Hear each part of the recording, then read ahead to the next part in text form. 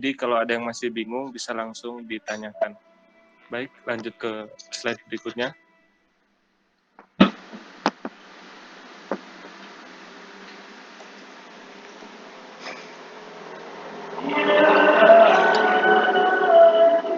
PPT-nya hilang ya? Sebentar ya, Pak. Oke.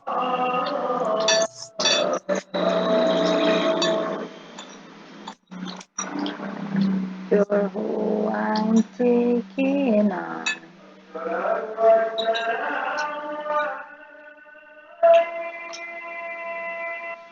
Oh ya, tadi udah dikirim ke ibunya untuk Word itu jadwal. Sudah, Pak. Ibunya bilang apa?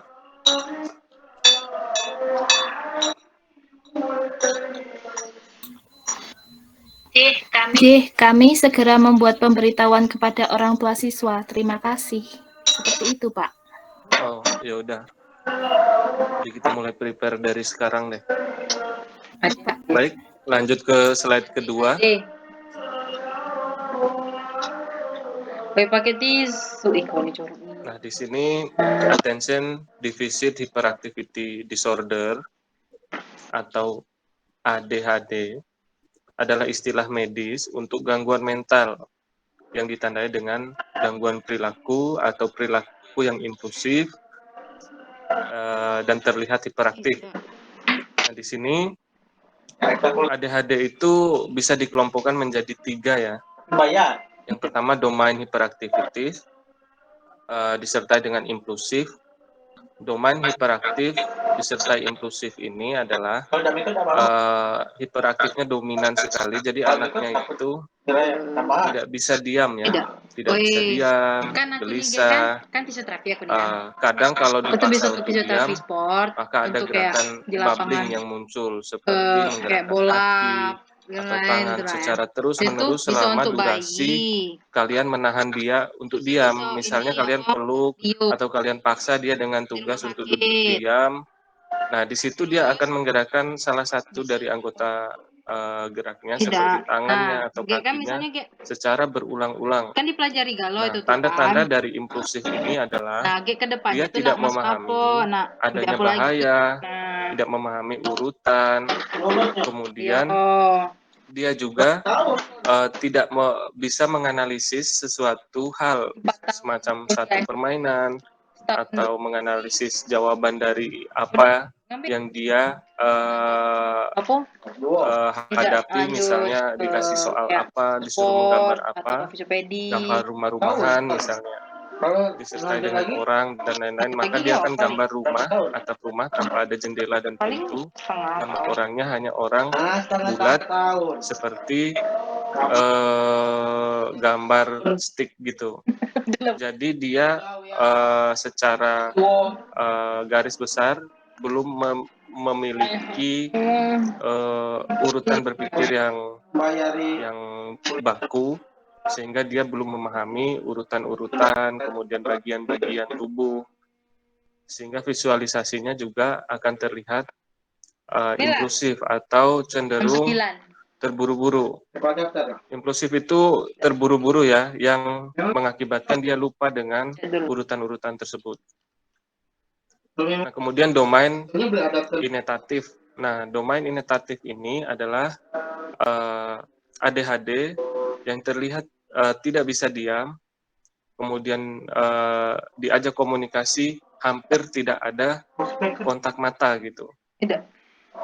Dia diam Oi. kalau kalian tahan, tapi dia tidak mau lihat mata kalian sebentar saja gitu, apalagi durasi yang lama. Nah, yang terakhir ini adalah kombinasi ya dari 2 jenis di atas.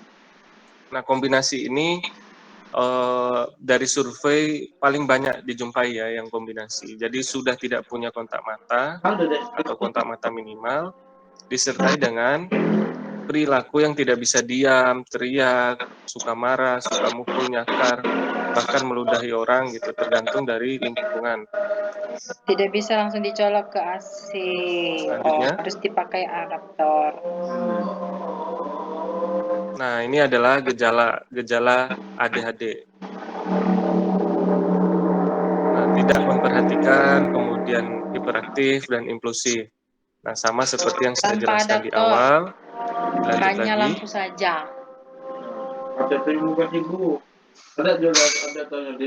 Nah, ini adalah penyebab. Jadi, waktu kalian Iya, asesmen 50.000. nanti, kalian bisa menggali sejarah atau riwayatnya dia Lihatlah. yang menyebabkan si anak ini memiliki kondisi perilaku yang seperti ini saat ini. Adaptornya ada yang Gitu. 25.000. Nah, kalian lihat dulu faktor Sampai genetik. 1/4, Ada nggak 1/5. ayah, ibu, kakek, nenek, nah, adiknya bapaknya, adiknya ibunya, atau keluarga-keluarga yang memiliki garis genetik dengan dia, yang tentunya memiliki keluhan yang serupa dengan si anak ini.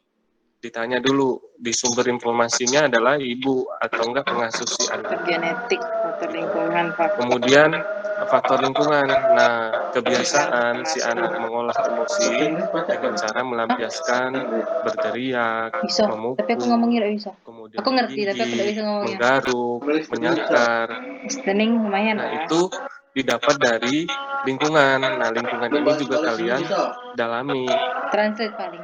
Kalian telusuri Aku lebih tuh jauh ngerti, tapi apa aku yang nggak bisa menyebabkan kayak si anak ini ngomong dengan langsung pola gitu seperti nah. ini. Bisa. Nah, kalau dapat faktor lingkungannya, kalian tandai. Nah, itu akan kita follow Ya up di mikirkan dulu program sih nanti kok tapi. dalam bentuk pemberian pemahaman kepada pengasuh atau orang tua untuk merubah pola dan perilaku si anak ini. Nah, itu untuk lingkungan. Kemudian kelahiran prematur. Rata-rata kelahiran prematur itu memiliki gangguan perilaku. Gangguan perilaku ini berbagai macam bentuknya. Salah satu adalah gangguan perilaku dalam bentuk attention deficit hyperactivity disorder atau ADHD ini. Nah, kelahiran prematur ini kok bisa nyebabin Kok kira aku nih gangguan perilaku jika pola asuhnya tidak mendukung anak itu matang dengan baik. Tidak semua anak yang lahir prematur itu harus memiliki gangguan atau disebut dengan anak berkebutuhan khusus (ABK). Tergantung dari pola asuh yang tentunya mendukung kemampuan si anak untuk matang. Gitu. Nah, kematangan yang dimaksud ini adalah kematangan sensorik. Nah, kenapa dia dibilang prematur? Nah, di sini bisa karena berat badan, bisa juga karena usia kehamilan ibu yang belum matang, atau belum waktunya dia keluar, dia sudah keluar. Nah, itu dibilang prematur. Nah, di sini tentunya ada satu fase yang hilang, yaitu fase kematangan sensorik di dalam kandungan. Nah, ini alasannya kenapa anak-anak yang lahir prematur itu cenderung lebih memiliki potensi yang besar untuk gangguan sensorik ke depannya. Dengan catatan, gangguan yang muncul itu bisa seperti gangguan perilaku. Itu tergantung dari orang tuanya menerapkan pola asuh. Gitu. Kemudian, nah ini ibu yang menggunakan obat-obatan, meminum alkohol, merokok, terutama saat hamil ya. Nah, ini juga dapat mempengaruhi perkembangan si anak ini sangat signifikan ya, terlihat gitu. Baik dari kemampuan berkomunikasi, kemampuan mengolah data, menganalisis lingkungan, itu juga akan berpengaruh karena dalam obat-obatan, alkohol, dan zat dalam rokok itu ada nikotin. Nah, itu ada zat kimia yang tentunya dapat menghambat perkembangan si anak, baik perkembangan sensoriknya, perkembangan fisiknya, gitu. Nah, ini salah satu faktor yang potensial bisa mengakibatkan anak itu lahir dengan keluhan ADHD. Kemudian kerusakan atau cedera otak di masa kelahiran. Nah, trauma kepala ya, kalau kalian pernah dengar anak lahir dengan divakum, disedot gitu, jadi di ibunya itu kesulitan untuk mendorong si anak ini keluar. Nah, itu para dokter kandungan seringkali menggunakan opsi divakum atau disedot keluar pakai mesin vakum itu. Alat vakum itu kan ditempel di ubun-ubun si anak gitu. Kemudian digerakkan naik turun untuk membuka jalan lahir dan ditarik keluar.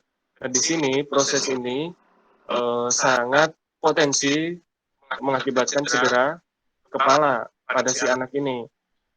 Nah, resiko yaitu pada saat tumbuh kembangnya, ketika perkembangan ini terhambat akibat cedera kepala, terutama perkembangan otak ya.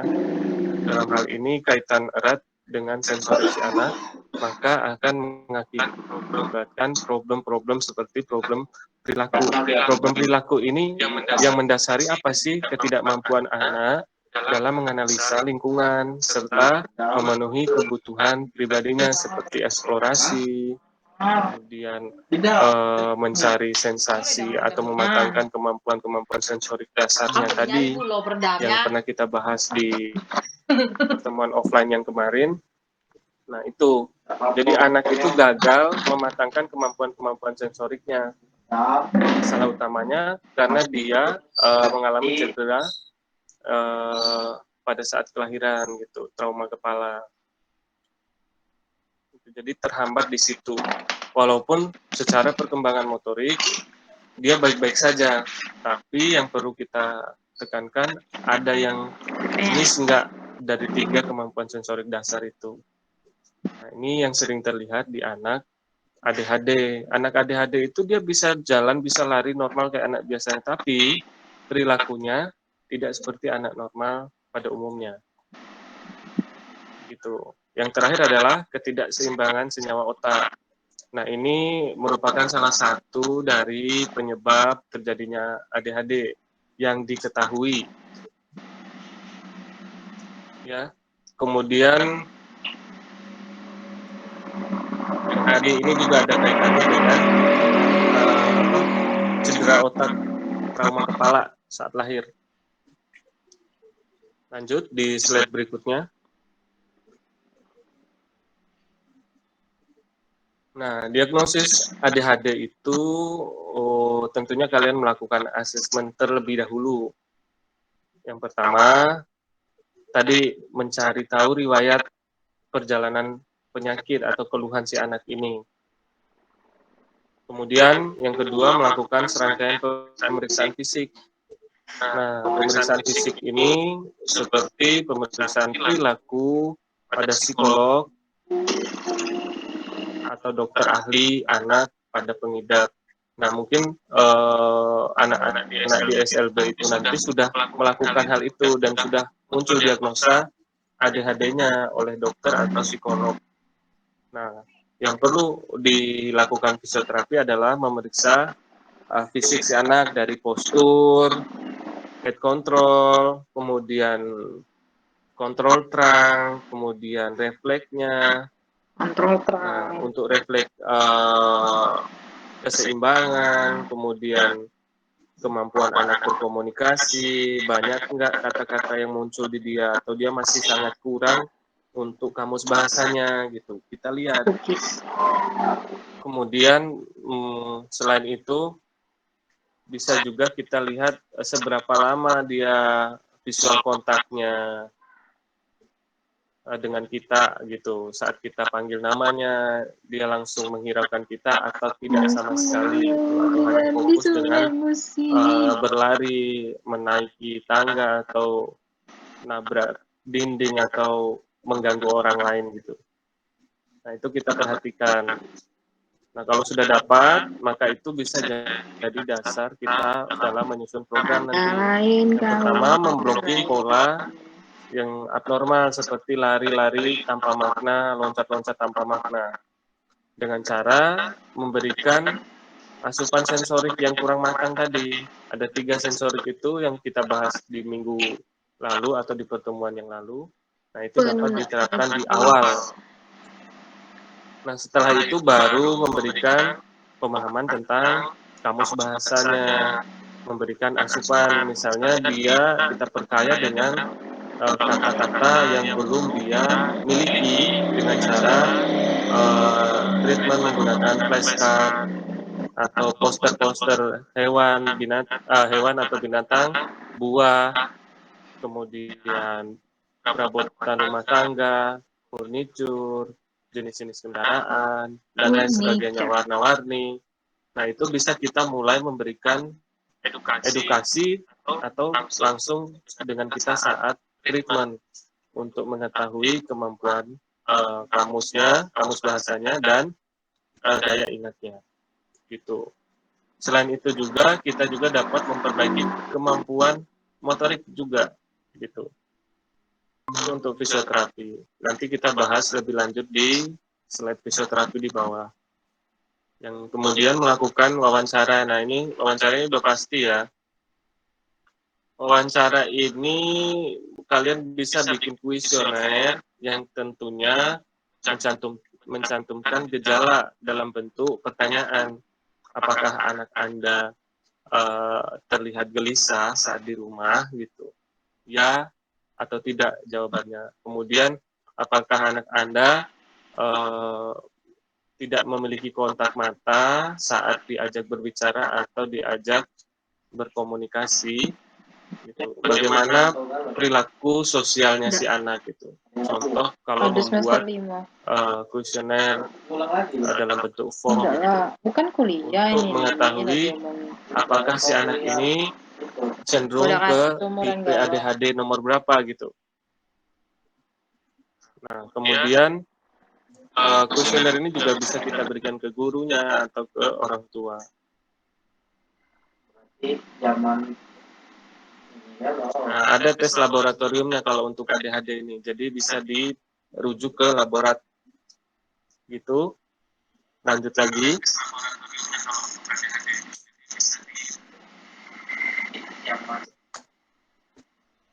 Nah, treatment ADHD secara umum. Nah, kita juga perlu mengetahui bentuk lengkap dari treatment untuk attention deficit hyperactivity disorder ini. Nah, kalau dokter itu ada treatment obat-obatan untuk membantu si anak ini lebih tenang, tidak impulsif atau tidak terburu-buru, sehingga diharapkan oleh dokternya dapat anak ini dapat memusatkan perhatiannya pada satu hal yang memang memiliki makna gitu. Jadi ada obat untuk memblokingnya kalau dokter gitu. Nah, harapan terakhirnya si anak ini dapat berperilaku mendekati anak-anak normal. Nah, yang seperti yang kita ketahui bahwa obat-obatan itu memiliki jangka waktu bekerja gitu. Nah, kalau misalnya habis gimana? Habis ya dia akan beransur-ansur kembali perilakunya. Maka dari itu kombinasi treatment interdisipliner, fisioterapi, dokter, psikolog, dan lain-lain itu sangat berpengaruh dalam treatment pola perilaku yang abnormal ini. Nah, kemudian ada kognitif behavioral terapi. Nah, ini fisioterapi nih. Nah, terapi ini membantu untuk menolong si anak mengubah pola pikir dan perilaku. Kemudian membantu anak menemukan solusi ketika dia mendapat satu problem. Nah, itu bisa kita lakukan stimulasi-stimulasi, memberikan dia tugas, kemudian memberikan dia jalan untuk memecahkan masalahnya atau menyelesaikan tugasnya gitu. Itu di sesi terapi dengan kita. Kalau di rumah bagaimana? Kita analisis dulu pola asuhnya bagaimana. Kemudian solusi itu apa langsung diberikan atau kita atau orang tuanya hanya menstimulasi. Harusnya lebih baik menstimulasi. Jadi kalau anaknya jatuh, ayo nak bangun, nggak langsung diangkat gitu. Itu secara gampangnya seperti itu contohnya. Kemudian yang ketiga adalah terapi psikolog. Nah, di sini bisa konseling dengan psikolog. Kemudian ada edukasi-edukasi dan pemahaman yang diberikan oleh psikolog kepada pengasuh atau orang tuanya mengenai kondisi si anak dan cara menghandle si anak dalam pola asuhnya. Dan yang terakhir itu pelatihan interaksi sosial yang seperti saya bilang tadi. Yang pertama yang kita lakukan adalah melengkapi kamus bahasa si anak itu dulu. Setelah itu baru stimuli untuk pola komunikasi di lingkungan sosial. Nah, stimuli ini bisa kita lakukan di ruangan, bisa dilakukan oleh gurunya, bisa juga dilakukan oleh orang tua atau pengasuh di rumah. Yang penting, pemahaman dan kamus bahasa si anak ini sudah lengkap dengan catatan kita blocking dulu perilaku hiperaktifnya untuk bisa lebih adaptif menerima pemahaman-pemahaman yang akan kita berikan. Seperti itu. Selanjutnya, oke, di slide terakhir, nah ini tentang fisioterapi. Apa saja yang fisioterapi dapat lakukan untuk Enggak, si anak masih ada ini? psikomateri lagi. Efek apa saja sih kalau fisioterapi itu ada? Fisioterapi itu dapat membantu si anak memenuhi kebutuhan sensorik yang saya bilang tadi, sensorik dasar dulu pertama, kemudian mematangkan kemampuan motorik. Kemampuan motorik ini bisa meloncat, berlari, berjalan, postural kontrolnya, body balance-nya kita matangkan dulu. Misalnya dia body balance, keseimbangannya masih susah, berdiri satu kaki masih belum bisa, koordinasinya masih jelek, maka kita dapat menerapkan treatment dengan stimuli koordinasi dengan si anak itu.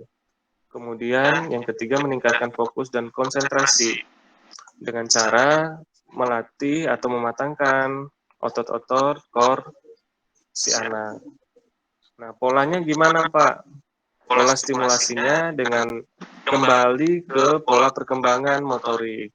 Bisa kita mulai dari berguling, merayap, kemudian itu merangkak, kemudian itu jongkok ke berdiri, kemudian itu posisi merangkak tapi dengan durasi tertentu, posisi berdiri satu kaki dengan durasi tertentu, atau posisi loncat di trampolin untuk menstimulasi body balance atau pola koordinasi keseimbangan pada tubuhnya.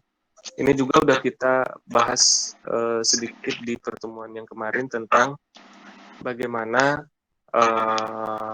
kita melihat segitiga sensorik kemarin tuh.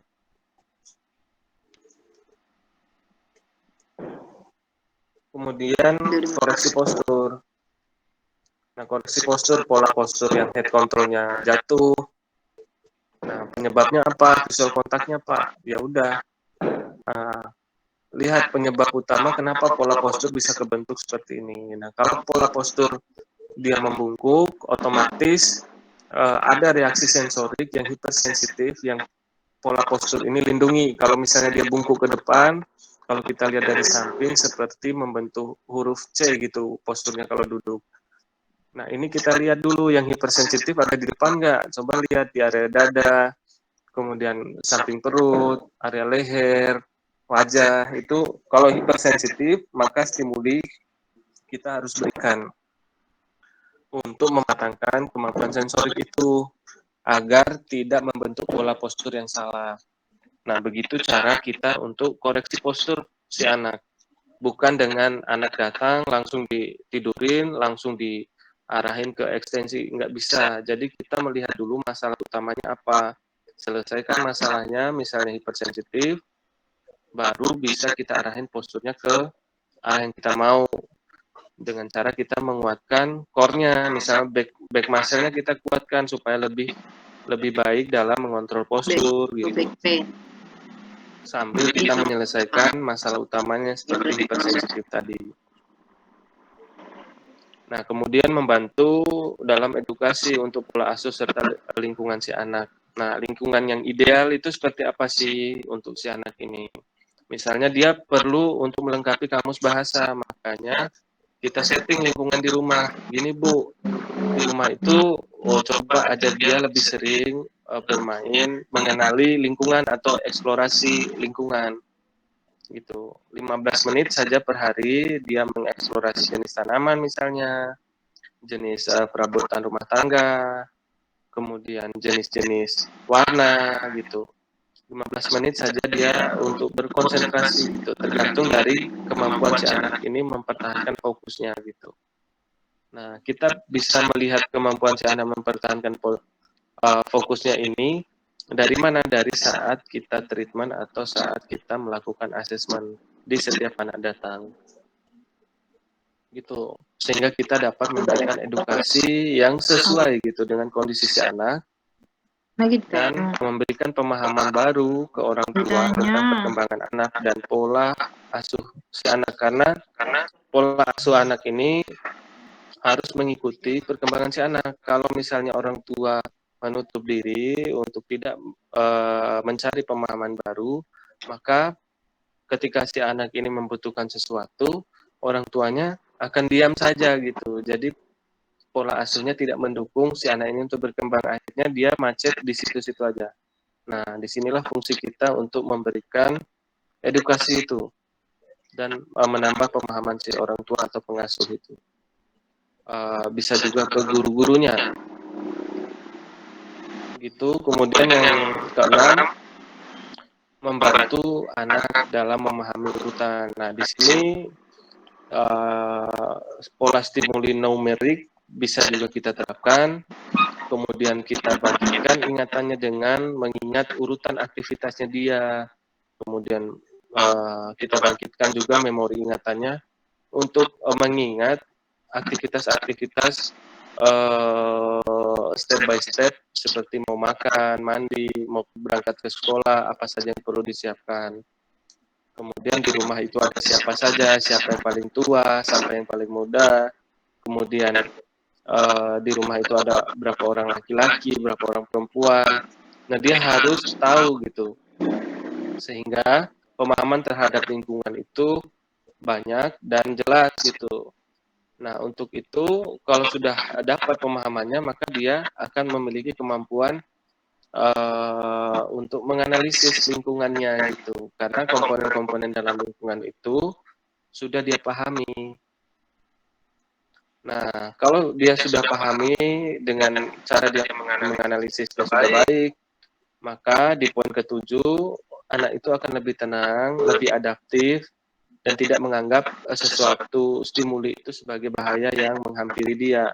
Sehingga dia tidak perlu untuk merespon marah atau menggigit, mencakar, dan lain sebagainya. Kemudian yang terakhir adalah, nah ini ada kaitannya dengan yang nomor 6 ya. Jadi masih di mengajari anak memahami lingkungannya. Untuk ADHD ini apakah ada yang ingin ditanyakan?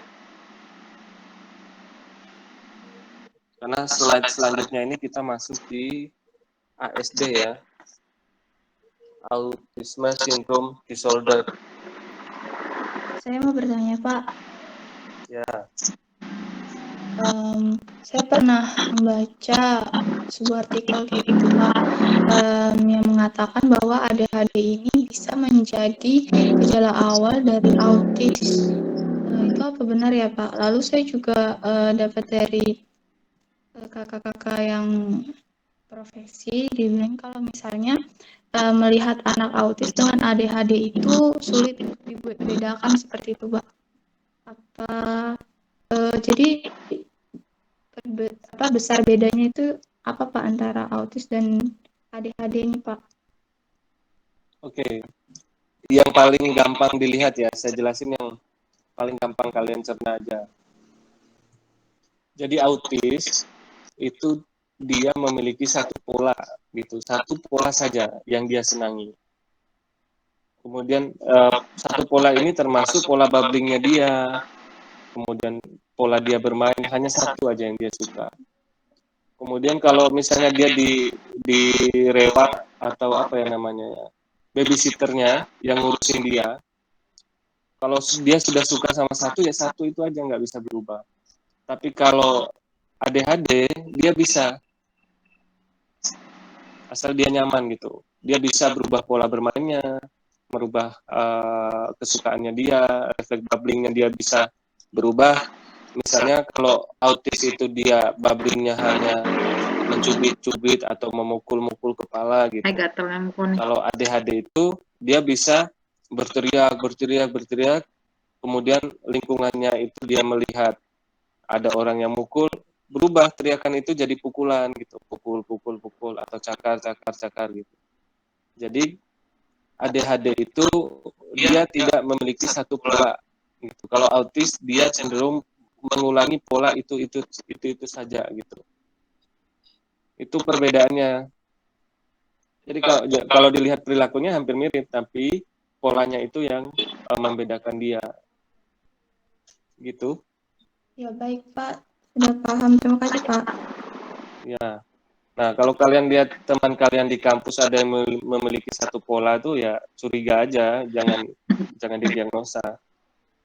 Autis dia berarti. Ada lagi pertanyaan? Iya. Saya izin bertanya lagi Pak. Ya. Untuk kuesioner ADHD ini apakah sama Pak dengan kuesioner yang dari psikolog itu Pak? Kuesioner fisioterapi sama psikolognya Pak? Enggak sih, enggak sama karena psikolog kan dia punya target sendiri dalam mencari tahu pola asuh dan pola perilaku lebih dalam. Kalau fisioterapi itu dia mencari tahu sumber masalah dan tanda gejalanya saja untuk penegakan diagnosanya. Seperti pola postur, head control-nya, kemudian respon lingkungan, kemampuan kelola bahasanya dia. Ini sama saja kayak kita melakukan asesmen sih kalau kita buat form kayak gitu. Jadi kalau kalian turun di lapangan, daripada bikin form, lebih detail kalian lakukan asesmen sesuai dengan tanda gejala targetnya dia gitu.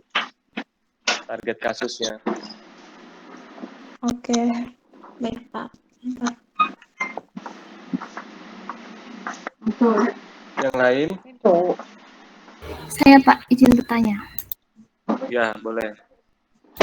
Kan tadi disebutkan kalau semisal ada area tertentu yang anak itu hipersensitif, misalnya punggung atau leher, kan biasanya ada penolakan dari anak. Kemudian bisa pukul, cakar, ataupun teriak. Nah, sedangkan pada saat kondisi tersebut, itu harus bagaimana Pak? Ditambah mungkin dari orang tuanya kan merasa kasihan kan terhadap anaknya, kok anaknya sampai seperti itu penanganannya kita seperti bagaimana Pak? Oke.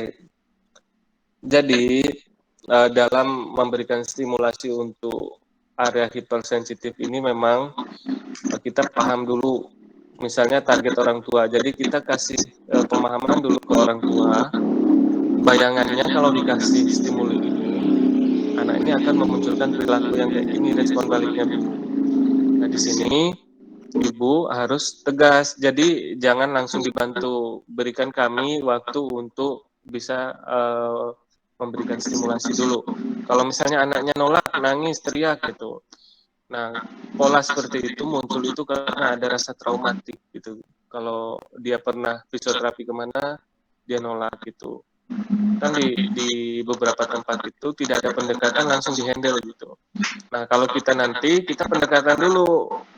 Bikin dulu perjanjian sama si anak. Saya akan ngasih ini ya, bola duri ini ya misalnya gitu. Di dadanya ya, Dek. Nanti kita hitung sama-sama sampai 15. Nah, setelah 15 itu kita stop. Baru kita lanjut main apa nih, gitu, main puzzle atau main apa. Gitu, atau merayap atau lanjut ke permainan berikutnya. Jadi lakukan treatment itu dengan kesepakatan kalau si anak. Memang mereka itu ada yang beranggapan tidak begitu perlu itu, tapi secara spesifik anak-anak itu mereka lebih senang dalam hal membuat kesepakatan terlebih dahulu, kemudian menepatinya. Kalau kalian sudah tidak sesuai dengan kesepakatan, maka anak itu akan terus menolak apapun pola yang kita berikan. Nah, jadi bikin kesepakatan dulu, deal-dealan dulu. Setuju nggak setuju, yang penting kesepakatan yang kita usulkan ini, nah itu yang kita tepatin gitu. Nggak perlu tanggapin si anak itu nolak atau gimana nya. Yang penting 15 kali aja, 1, 2, 3, 4, 5, 6. Nanti pola kita yang seperti itu, anak itu akan ngikutin di setiap pertemuan. Makanya dari saya itu saya tidak mau ganti tim fisioterapinya jangan diganti untuk satu anak, karena itu akan mempengaruhi pola kesepakatan itu dan kebiasaan treatmentnya gitu. Cantik kali lah. Jadi kalau untuk anaknya bikin kesepakatan, kalau untuk orang tuanya beri pemahaman yang baik. Jadi setiap apa yang kita temukan di si anak itu kita komunikasikan, kita sampaikan. Bu, anak ibu terlihat hipersensitif, Bu. Nah, kok bisa terlihat hipersensitif? Nah, ini pola dia agak bungkuk. Nah, coba saya sentuh ini dengan bola duri.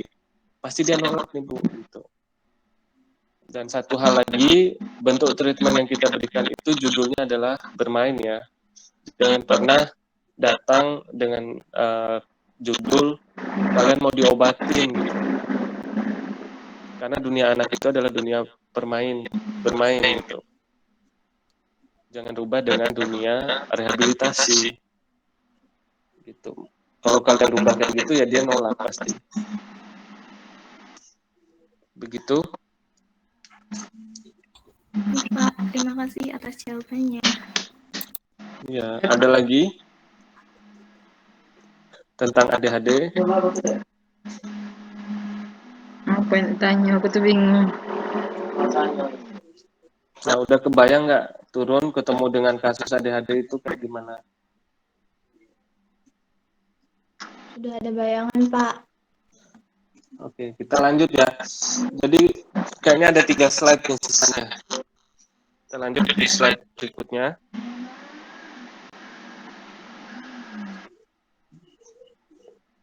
Baik autis atau bisa juga disingkat ASD, autism syndrome disorder.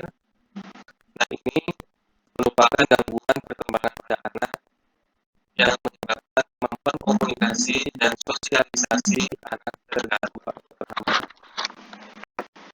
Nah, sampai saat ini penyebab dari autis ini secara pasti belum ditemukan juga.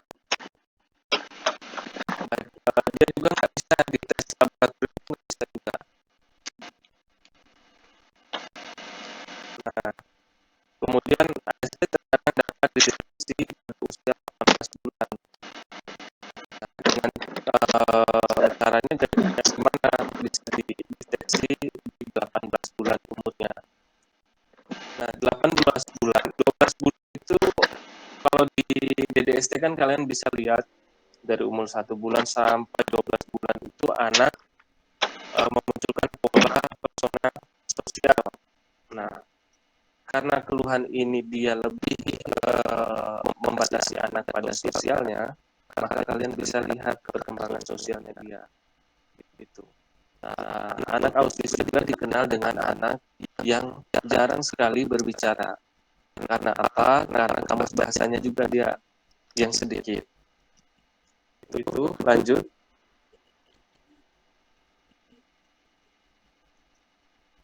Lanjut di slide berikutnya. Nah, tanda-tanda awal ASD atau autis. Yang pertama adalah menghindari kontak mata. Nah, bukan karena dia tidak suka, tapi karena dia mengalihkan kontak matanya untuk di dunia fantasi dia gitu loh. Kalau autis tuh.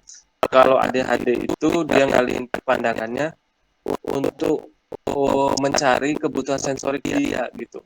Kalau autis itu dia mengalihkan kontak matanya itu untuk kembali fokus di dunia fantasi dia. Seperti kalian lagi membayangkan sesuatu bengong, nah itu autis tuh. Kemudian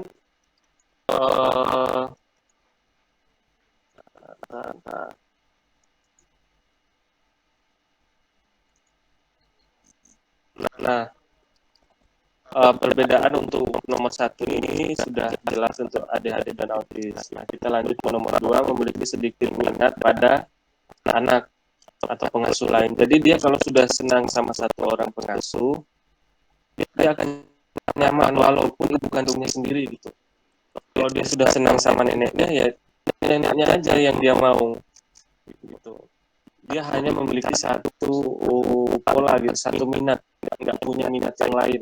Maka dari itu seringkali kalau kalian pernah nonton film-film autis yang survive pada satu bidang, nah itu karena pola autis itu dia hanya memilih satu bidang yang dia suka dan dia akan tekuni terus.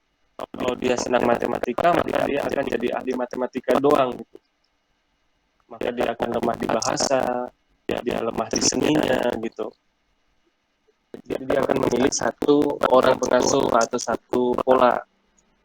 Nah, bahasa yang terbatas, sedikit kata-kata yang keluar dari dia, misalnya tidak, nenek atau ibu, tidak, gitu. Hanya beberapa kata saja.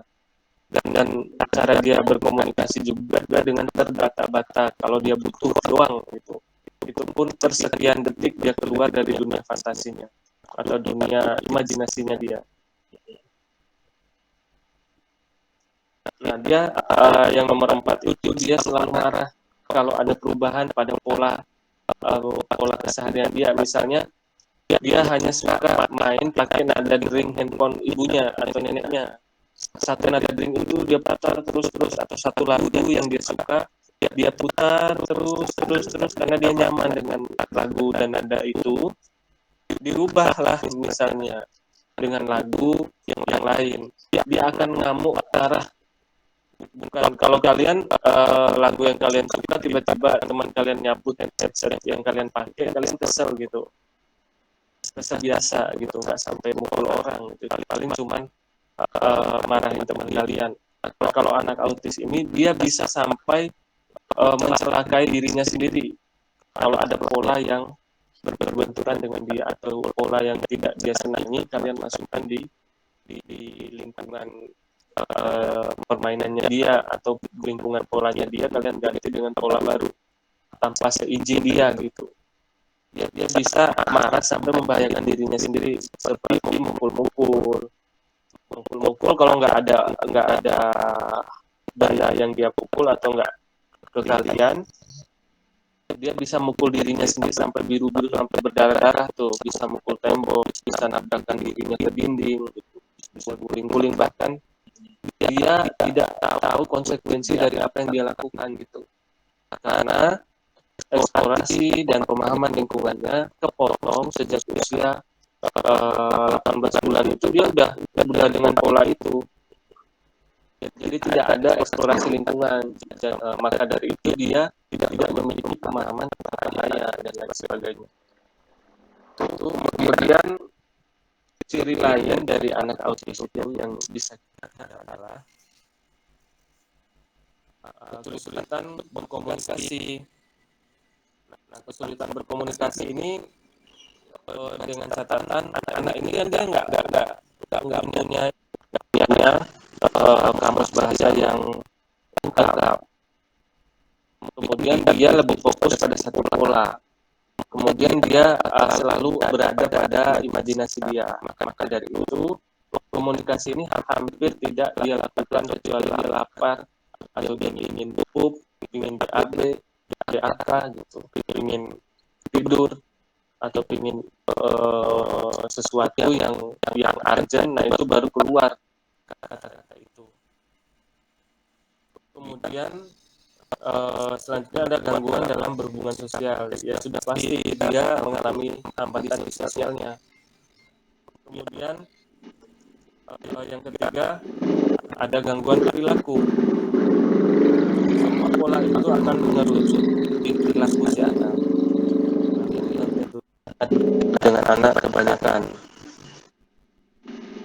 Nah, dia kalau nangis itu atau kalau dia dikasih pola yang baru, dia nangisnya bisa sampai teriak, sampai keluar semua urat di lehernya, sampai merah wajahnya. Anak yang lain kalau nggak suka kan dia nangis biasa gitu, teriak. Kalau anak autis itu bisa 2 kali lipatnya gitu. Kemudian anak autis juga itu pola tidurnya tidak teratur karena dia tidak memahami kapan untuk istirahat gitu loh. Tidak bisa menganalisa kebutuhannya dia secara baik, kecuali kebutuhan dasar ya seperti makan, minum gitu. Nah, maka dari itu cara memecah polanya dia ini, kita masuk di kebutuhannya dia dulu, apa dia butuh kita dulu gitu. Nah, nanti akan saya bahas lebih detail di slide berikutnya. Oke, lanjut ke slide berikutnya. Nah, penyebab autis. Penyebab autis ini secara umum, secara spesifik belum pasti ya. Penyebab apa sih yang menyebabkan autis itu belum pasti kalau secara spesifik. Tapi ada beberapa faktor yang dapat meningkatkan resiko seseorang terserang autisme. Nah, ini dari beberapa sumber yang saya baca itu jenis kelamin ya, lebih dominan ke laki-laki. Walaupun ada beberapa persen pasien autis dengan jenis kelamin perempuan. Kemudian yang kedua adalah memiliki keluarga dengan riwayat autisme. Yang tadi genetik sama seperti adik-adik. Lahir secara prematur juga sama. Nah, autis ini sebenarnya kenapa kalau lahir prematur ini ya kita masuk lebih dalam lagi. Kenapa kok bisa muncul satu pola dan dia nyaman di dunianya sendiri gitu. Nah, di sini kalau kita masuk lebih dalam lagi, permasalahan ketidakmatangan sensoriknya itu lebih kompleks dari ADHD sebenarnya. Bahkan untuk perkembangan sensorik ini sudah berkembang saat si anak ini kan dalam kandungan, seperti yang saya jelasin di pertemuan offline yang kemarin. Nah, untuk perkembangan sensorik ini kan sudah dari dalam kandungan. Nah, kita lihat pada saat kehamilan ada masalah enggak? Itu perkembangan otaknya di minggu perkembangan otak itu apakah ibunya sakit atau mengalami kendala kesehatan enggak? Gitu. Kita lihat riwayatnya juga. Kemudian dia lahir prematur, kondisi anak-anak seperti apa, kemudian biru enggak, atau dia lahir kuning enggak, kemudian berat badannya bagaimana, terus usia kehamilannya bagaimana, kita lihat semua. Sehingga nanti akan kita bisa bayangkan apa sih yang kurang ini pada anak ini. Cara untuk ngetesnya adalah cek dulu 3 sensor tadi, mulai dari vestibular dulu. Vestibular itu udah dapat dia dari dalam kandungan. Karena ketika ibunya tidur, ibunya miring diri, ibunya jalan, itu ada sensasi vestibular pada si anak. Kemudian yang mematangkan itu adalah aktivitas ibu gitu. Kalau ibu aktivitasnya, makanya di usia kehamilan tua, dokter itu lebih bisa menyarankan ibu ini berjalan selain untuk memperbaiki kardio dan pola stamina si ibu, juga memberikan stimuli kepada anak itu supaya lebih matang vestibularnya. Nah, untuk taktil itu anak itu kan dia muter. Kalau kalian pernah belajar tentang perkembangan bayi dalam kandungan, anak itu per semester kehamilan itu dia muter seperti jarum jam itu, dari kepalanya di atas ke samping ke bawah, bahkan berbalik. Nah, kalau anak saya itu waktu di USG usia kandungan baru 2 bulan kalau nggak salah, itu dilihat di USG itu dia salto, dia muter sendiri, bergerak sendiri. Nah, di situ gesekan antara kulit punggungnya dengan rahim ibunya itu adalah sensasi taktil yang dia dapatkan gitu. Nah, karena dia bentuknya meringkup gitu, memeluk lututnya misalnya, nah itu maka ada area yang tidak dapat stimuli Nah, di situ dia akan mendapatkan waktu anak itu dilahirkan dengan normal di jalan lahirnya.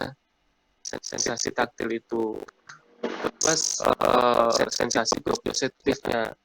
Nah, kalau dalam kandungan anak itu dapat proprioceptif waktu dia nendang perut ibunya itu. Dia nendang, dia mukul, dia garuk perut ibunya itu atau di dalam perutnya itu. Nah, itu sensasi proprioceptif yang dia dapat basic.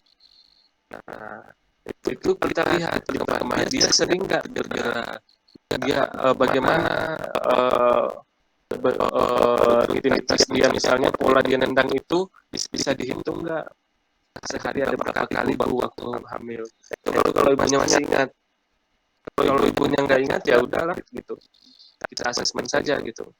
Untuk 3 kemampuan itu apakah dia memiliki atau masih dia punya tapi bentuknya refleks. Kalau dipegang kakinya langsung nendang gitu, kalau disentuh kulitnya langsung marah gitu. Kalau tiba-tiba kalau dia lagi baring-baring kita geser gitu dia marah. Berarti kita balik ke stimuli di dalam kandungan, memberikan ayunan gitu, seperti ibunya itu miring kanan miring kiri, posisinya dia harus gimana, harus seperti posisi bayi dalam kandungan dengan melindungi dadanya gitu. Jangan langsung menyentuh dadanya karena bagian yang harusnya matang terlebih dahulu kan belum matang gitu. Itu kalau autis. Kenapa dia bisa menyebabkan autis? Karena pola itu belum dia dapat ketika dia lahir prematur lagi itu. Nah, ini kita saya akan bahas lebih lanjut nanti. Kemudian kita selesaikan dulu ini penyebab autis. Yang keempat, memiliki kelainan genetik atau kromosom tertentu seperti sindrom Farigel X. Nah, yang kelima, dilahirkan dari dua orang tua yang berusia lebih dari 40 tahun, yang seperti yang saya sebutkan waktu pertemuan offline itu ya. Ini juga bisa jadi gejala anak dan sindrom juga orang tua dengan usia 40 tahun. Kenapa usia itu dapat mempengaruhi? Karena di usia yang sudah masuk di atas 38 tahun, maka pola jaringan dan kemampuan fisiknya itu sudah menurun drastis. Sedangkan yang kita ketahui ketika ibu itu hamil, maka dia akan menurunkan genetik yang matang dan memiliki memori genetik yang lengkap pada si anak. Nah, ketika ibu ini sudah kualitas genetiknya menurun akibat usia lanjut, ditandai dengan kematian sel yang signifikan, maka yang dia tekankan ke si anak ini memori genetiknya itu tidak lengkap. Itu. Makanya orang bilang itu nikah di usia matang. Untuk perempuan usia matang, gitu. Untuk laki-laki juga. Karena memori genetik yang dibawa untuk si anak itu memberikan data lengkap untuk perkembangannya nanti. Gitu. Kemudian yang keenam, nah ini sama aja seperti ADHD ya. Jadi pola lifestyle si ibu. Kenapa bukan si bapak? Karena secara biologis anak itu lebih banyak ngambil dari ibunya. Bapak itu hanya gen bawa sifat, kalau nggak salah saya baca. Nah di sini pola ibu itu sangat berpengaruh gitu. Ibu yang suka konsumsi alkohol, obat-obatan, misalnya ibunya nggak konsumsi alkohol, tapi dia selebgram Pak, dan terus ya udah dilihat aja kosmetiknya mengandung zat-zat yang berat nggak, zat kimia berat nggak. Nah itu sama aja kayak obat-obatan dong. Makanya kalau lagi hamil lagi apa dilarang pakai kosmetik gitu, karena dapat mempengaruhi perkembangan anak. Nah ini alasannya. Gitu. Kita lanjut lagi di slide berikutnya.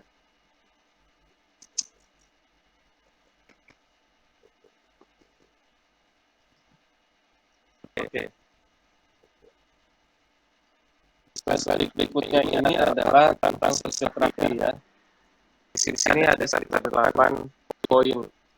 dapat membantu anak dalam memperbaiki perilaku dan stimuli motorik dan sensorik. Nah, untuk kemampuan motorik ini, kalau dia murni autis, itu sesuai dengan memori genetiknya dia ya. Kalau lengkap untuk memori genetiknya, maka dia akan terus berkembang gitu. Disertai dengan simulasi di lingkungan dia dapat memori atau melihat ibunya dari tidur berguling, duduk, berdiri dan lain sebagainya, maka pola motoriknya dia akan benar gitu. Kalau dia tidak murni autis atau kasus dengan kombinasi cerebral palsy, maka pola itu akan hilang. Memori motoriknya itu tidak ada gitu. Maka dia akan macet di pola motorik misalnya hanya ngiring doang gitu. Maka dari situ kita cek dulu di asesmen kemampuan motoriknya. Kalau motorik kasar udah pasti bisa dong. Kalau motorik halus ini yang belum. Nah itu kita bantu untuk memberikan stimuli cara dia bermain menjahit, memasukkan benang di lubang-lubang gitu, merocek, kemudian cara dia memegang pulpen, menarik garis gitu, kemudian cara dia pegangannya hand grip atau pakai telapak tangan luar atau udah pakai gerakan dia memegang gitu. Dan waktu saya lihat fine motor itu saya pernah kasih kalian kalau nggak salah. Nah itu bisa kalian pakai untuk asesmen anak autis juga, ya anak-anak ABK lah. Kemudian yang kedua membantu anak mematangkan kemampuan motorik. Oh ya, yang pertama itu yang sensorik itu nggak jauh dari 3 IPP sensorik tadi yang saya bahas panjang di awal tadi. Kemudian yang kedua, nah anak autis itu kan dia polanya kaku gitu loh, jalannya kaku, badannya kaku, semuanya kaku. Nah ini karena eksplorasi ada dengan tingkat aktivitas dia itu lebih minim dibanding anak pada umumnya.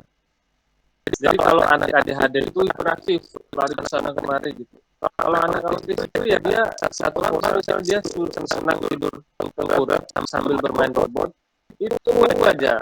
Akhirnya fleksibilitas, kemudian kemampuan pola posnya itu terlihat sangat kikuk gitu, kikuk dan kaku.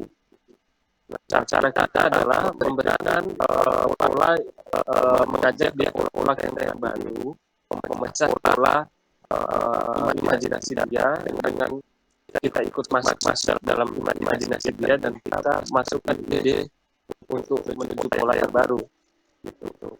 Nah untuk masuk polanya dia dulu kita izin dulu dengan masuk lewat sentuhan sensori gitu. Masuk di pintu masuk kasih sentuhan sensoriknya dia kebutuhan kayak pola mengayun tadi gitu loh.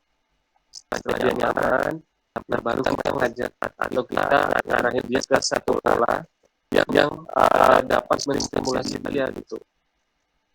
Kalau misalnya dia menolak, kita berikan kesepakatan dulu.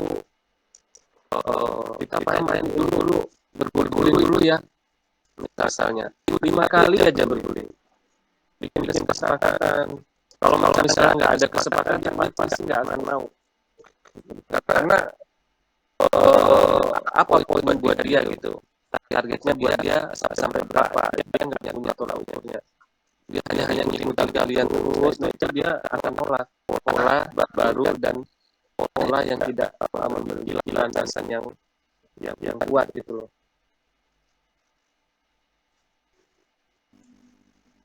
Nah yang ketiga itu membantu anak untuk lebih memahami lingkungan.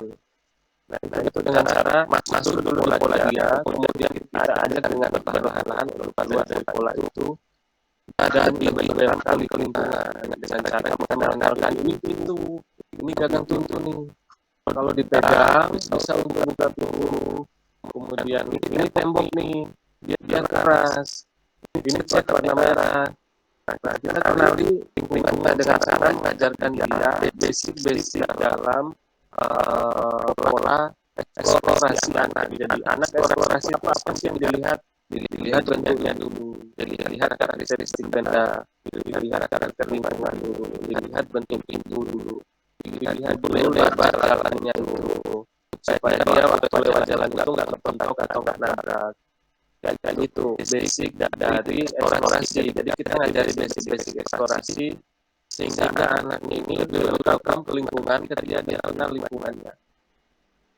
Nah, istilah nggak kenal nggak sayang, kenal sayang itu kan dari sini juga bisa.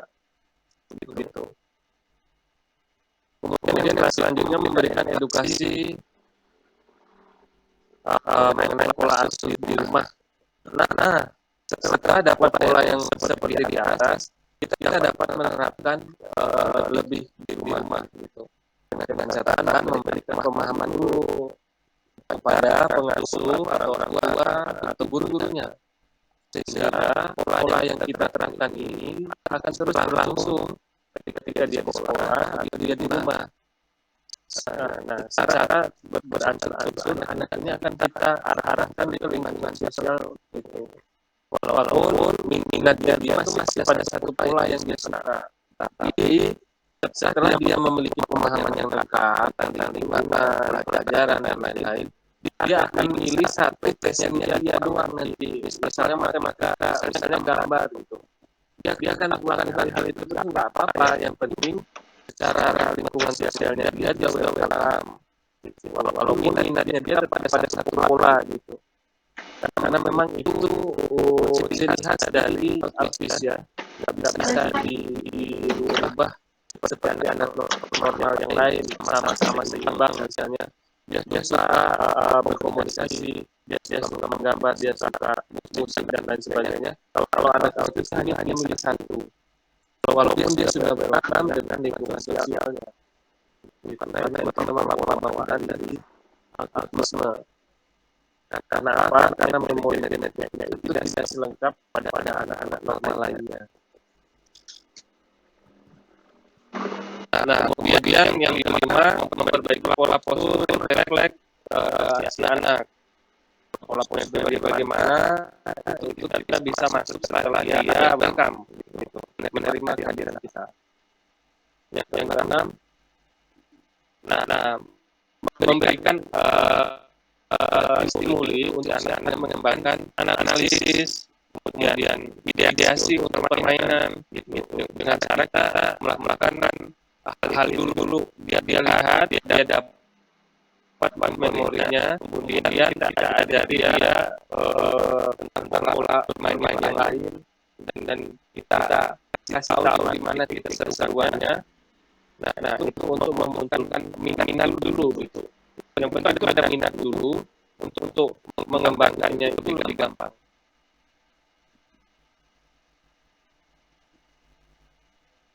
Nah, kemudian kita ajari anak itu menganalisis sesuatu.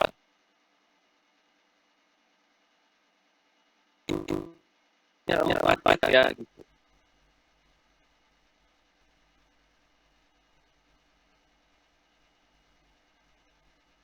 Nggak semua. Kalau kaki kursi dia namanya kursi dia pasti kalau kaki panjang tinggi gitu lebar itu kursi.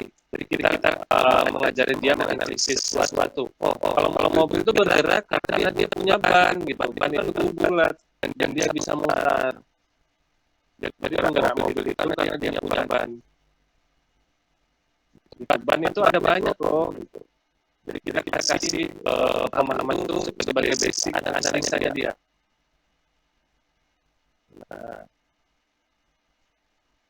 Nah, dari visual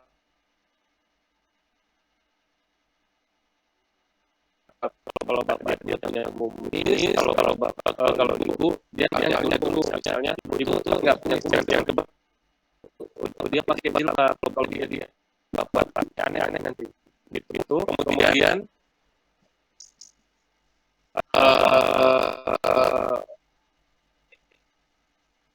kalau pola itu sudah kita terapkan, maka visual kontak akan akan lebih lama karena dia sudah tahu alasannya apa harus memperhatikan lebih lama, sudah memiliki makna dari aktivitas itu ya gitu.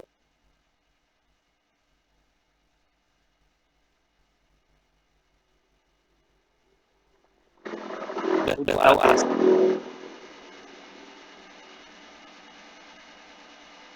itu. Dan akhirnya misalnya kenapa dia kemudian yang terakhir adalah meningkatkan kualitas dari responsnya dia, kemudian komunikasi juga melengkapi kemampuan bahasa dia, kata-kata, pemahaman juga lengkapi. Nah itu bisa melakukan poin-poin di atas untuk metode kita menyusun treatment pada anak-anak autis ya. Dengan ada pertanyaan.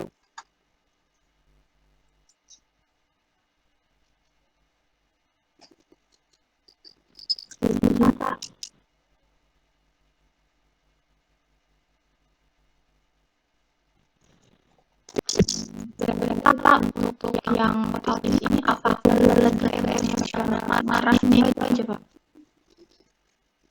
Sebenarnya autis ini inklusif sudah pasti ada ya, karena dia nggak mau diganggu gitu.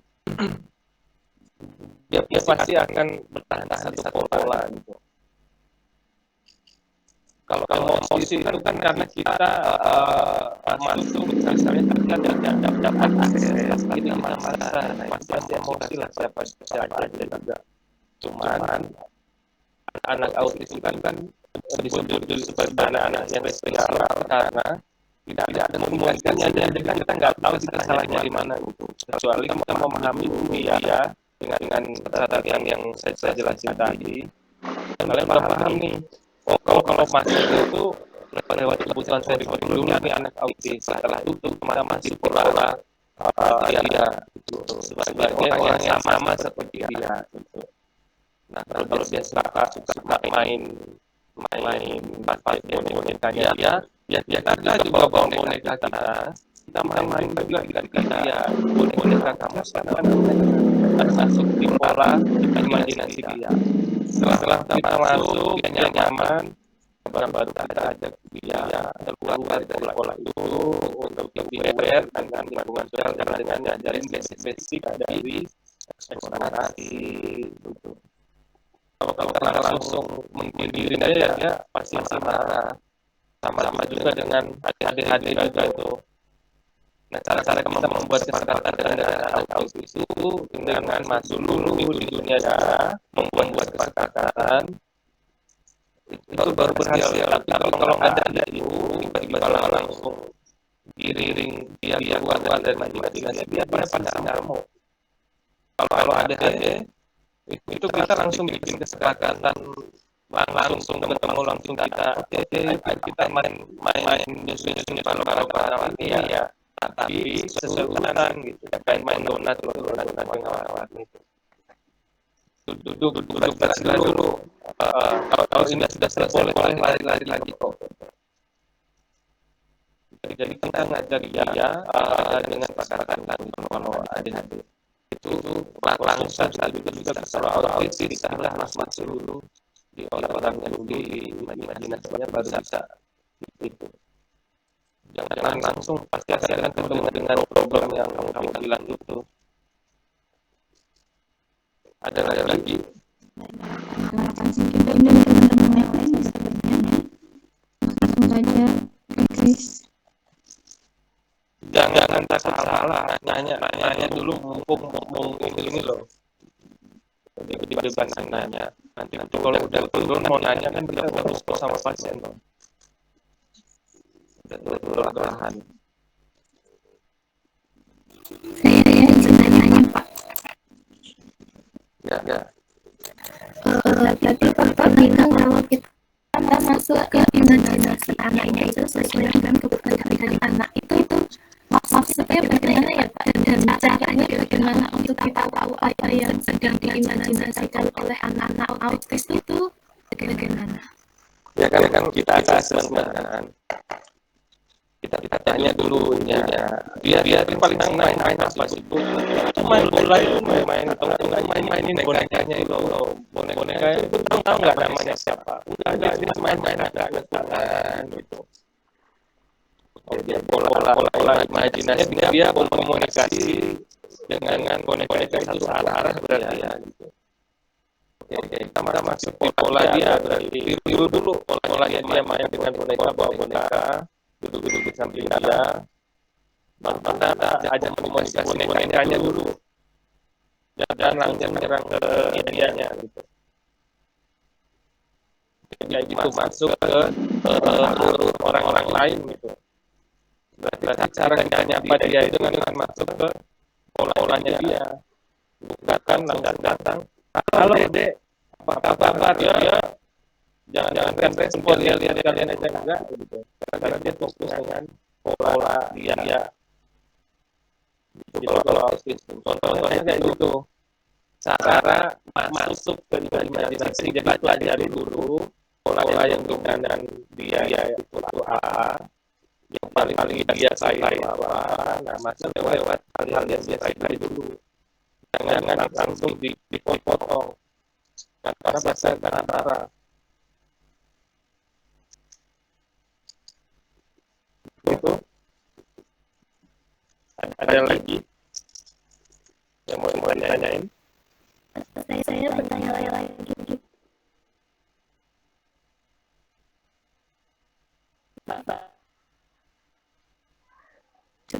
Saya baca kan untuk dia bebaskan dan transaksi antara itu edukasikan pada orang tua dan untuk jenis dari dan sama vaksinasinya itu apa saja Pak? Nah, kalau itu dia lebih ini ya, sebenarnya dia lihat jadi lebih aktif. Dan kita ya konsumsi kadar gula tinggi, manis-manisan dan lain sebagainya. Supaya apa? Supaya dia tidak begitu lama bertahan di pola mainan yang biasa itu. Supaya dia juga tidak kalau misalnya dia dengan stimulus dari lingkungan dia enggak gitu.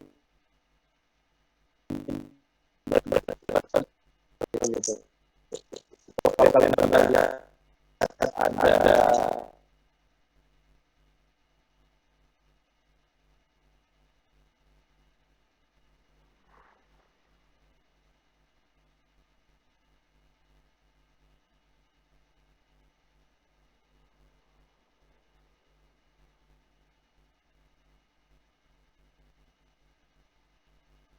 kesulitan ditolak, cara dia tolak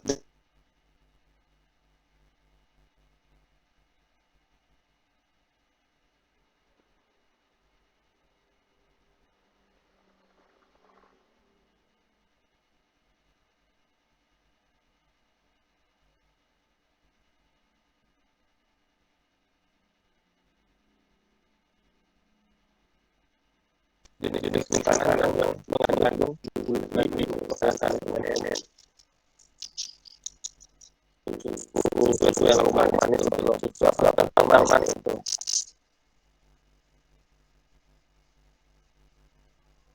mereka pasti suka yang namanya anak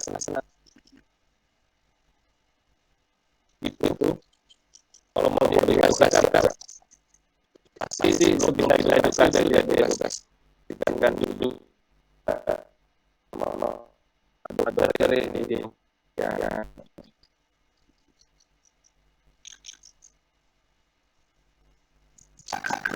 lagi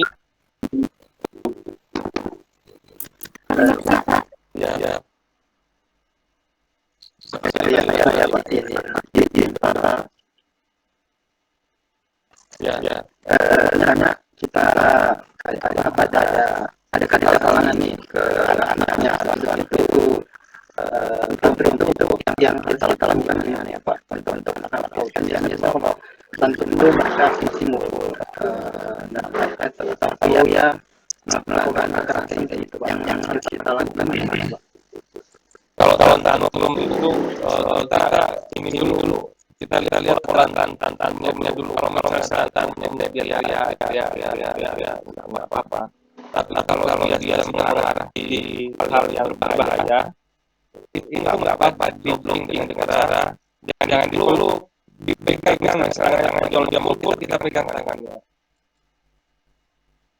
Atau kalau dia kalau berdiri sendiri, nah itu kita pegang tangannya. Kalau dia pukul orang lain, hindari gitu. Dengan cara memberikan pujian, suruh dia tenggelam. Yang saya praktekkan waktu itu sama orang lain tuh, punggungnya diletakkan di balok, balok itu loh yang masuk balok itu diinggang. Kita anak-anak biasa dengan bola ini, biar dia nggak bisa berontak sampai habis tenaganya gitu.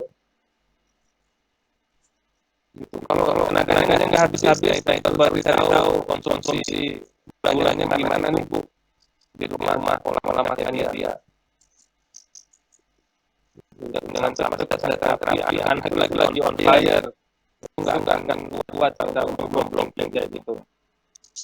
Caranya kalau dia tantrum ya kita blocking, kalau bahaya kalau nggak bahaya ya biarin sampai dia capek terus selesai puas gitu, nggak ada yang hal-hal ini pertama masuk lagi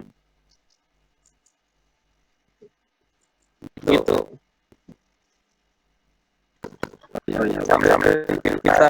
Sampai kita cari tahu ya pola ibunya atau pengasuhnya di rumah kalau dia tantrum dia diapain.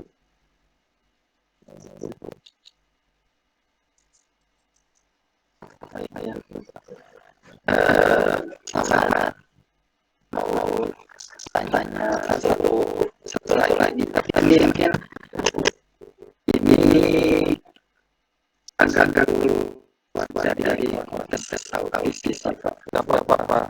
Ya, jadi kan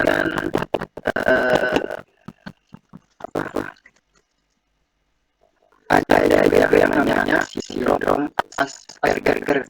Ya, namanya sindrom Asperger. Tadi itu waktu saya sudah pernah. Tapi suaranya kecil sekali ya.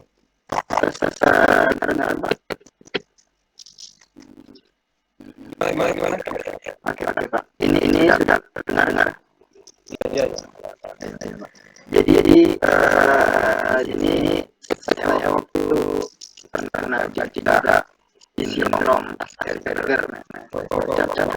Sindrom Asperger ini hampir mirip dengan autis dari Bapak.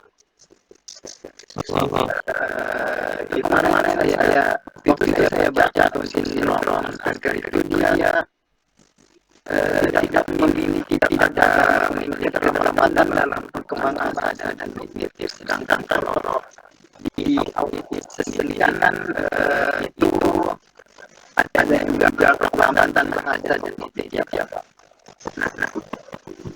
Itu karena mungkin perbedaan antara sindrom Asperger sama autis itu gimana Pak? Kalau sindrom Asperger yang saya tahu kan dia gangguan bersosialisasi dan komunikasi itu adalah dia punya pola komunikasi tapi tidak efektif. Jadi dia bisa nggak ada masalah di perkembangan itu ya, tapi dia penggunaannya itu belum bisa ke arah yang lebih tepat. Nah, sindrom Asperger ini bisa jadi salah satu sindrom pendamping pada autis. Gitu. Jadi nggak semua autis itu dia terlambatnya di perkembangan. Ada autis yang dia pola bahasanya dia nggak jago bahasa Indonesia tapi dia bisa bahasa Inggris. Gitu. Karena tontonannya film yang dia suka, video yang dia suka, atau pola dia nonton video yang dia suka berbahasa Inggris. Gitu. Jadi bahasanya dia lebih pasti bahasa Inggris daripada Indonesia gitu. Jadi sindrom Asperger ini adalah sindrom yang seringkali dilibatkan dalam autis. Nah, dengan pola berkomunikasi sama mana. Contohnya kamu rasanya dia baik, tidak ada masalah di bahasanya, dia mau ngomong. Tapi cara dia berkomunikasi, misalnya mau makan, dia hanya bilang makan kan. Tapi dia tahu kata kalimat mau makan buah gitu. Tapi dia hanya menuju makan gitu. Jadi dia kurang efektif dalam penerapan kata-kata atau kalimat gitu, berkomunikasi. Kadang-kadang ada ambigu juga. Jadi lebih sosialisasi dan komunikasi. Kok bisa dia seperti itu? Karena tercontoh dengan pola autisme yang muncul rata-rata. Kalau sindrom Asperger doang, dia hanya perlu dari penerapan dalam sosialisasi yang baik dengan melengkapi kemampuan dan pemahaman terhadap lingkungan sosial, karakter orang, itu ekspresi, lebih sensitif dia dalam memahami itu baik. Tapi kalau dia disertai sama autis, itu kita agak kompleks ya katakan itu. Gitu. Oh ya Bapak, berarti untuk antara sindrom Asperger sama ini dia bisa terjadi itu mungkin faktor dari hubungan keluarganya biarkan sebenarnya orang-orang ini mengajarkan anak-anaknya tata bicara atau bahasa yang baik dan mungkin perilaku yang baik itu bisa jadi anak-anak turun tidak masuk autis ya, jadi langsung tidak masuk autis lagi ke mana sindrom Asperger ini sebenarnya ada masalah pemahaman atau gitu ya Bang. Iya, kalau autis itu mungkin dia baik-baik aja, dengan kalian bisa berimajinasi dengan baik. Gitu, tapi nyamannya dengan sekolah. Kalau sindrom Asperger itu dia bisa berkomunikasi kalau dia perlu banget gitu. Kalau misalnya dia lapar, maka dia akan berkomunikasi. Kalau misalnya dia kesulitan menyelesaikan masalah toilet dia akan mengurangi berkomunikasi. Kalau dilihat sindrom Asperger itu lebih ke orang yang malu-malu gitu loh, menghindari kontak sosial, tapi kalau dia perlu baru dia keluar gitu. Nah ini ada handling pola asuh tadi dari orang-orang tuanya, bagaimana dia komunikasi, terus dia di mana yang perlu pola asuh. Dan kembali lagi di kebutuhan contohnya dilihat anak dia cenderung dari sosial karena sensori dengan ada yang mana ada di kalau barang di sensori yang mana ada itu yang mana lain gitu. Oh ya Bapak, mungkin satu pertanyaan yang lagi dari saya Pak. Karena nanti kita langsung menangani pasien yang itu kalau di kelompok saya salah satu pasien itu ada 4 orang, sedangkan tadi untuk bisnis itu ya Satu pasien ada 4 orang, ada 4 orang yang terapi. Ya seperti itu. Oh ya. Satu ada orang terapi. Nah itu dari tadi kan Bapak ada bilang untuk posisinya di atas sendiri dia apa ya lebih ke satu pengasuh ada empat lebih fokus ke pengasuh. Nah biasanya ini kan ada 4 orang Pak. Jadi caranya itu dimanfaatkan polisi nanti orang yang diganti gitu Pak. Itu gimana? Itu lebih strategi ya. Jadi kalau misalnya berempat nih, berempat malah lebih bagus. Jadi ada support system gitu dalam tim. Jadi misalnya kalian analisis itu dengan support system satu orang untuk memecah pola dia ujung tombak kalian, tapi pada tombaknya itu ya tim itu 3 orang. Nah, jangan pernah dibalik gitu. Besok kamu ya jadi ujung tombaknya kamu yang langsung langsung dengan anaknya. Pakai tetap satu orang yang langsung, tapi dalam memberikan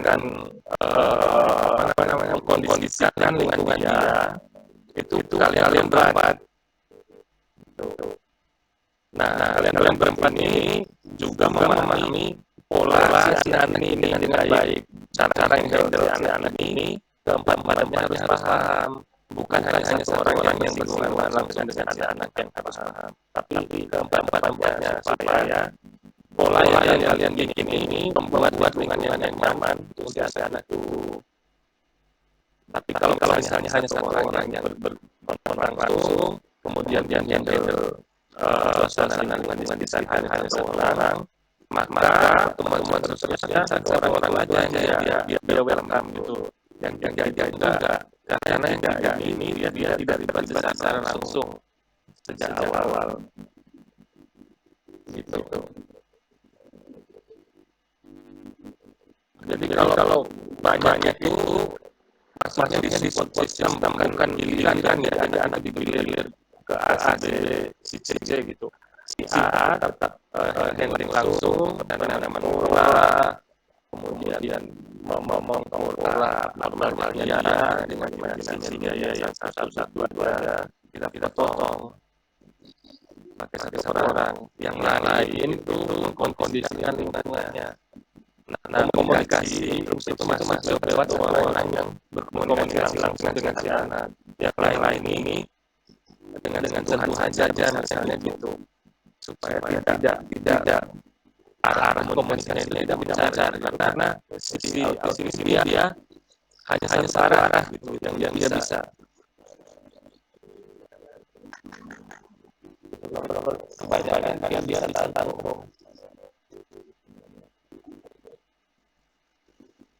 gitu. Oh iya. Jadi masuk strategi ya. Masuk strategi kita masing-masing. Kalau ada itu juga sama dia tantang juga. Bisa tantang untuk keluar problem yang dominan dan caranya ya strategi anak-anak juga ada sesuai dengan kemampuan si anak. Kalau yang soal juga sama. Jadi maksudnya itu strategi treatment. Jangan karena dari anak-anak itu sudah dari anak digilir gitu. Kalau salah kan masih satu. Nah, kalau yang lain pegang suara. Yang berkomunikasi cuma satu, itu masuknya lewat orang. Nah, itu baru strategi itu.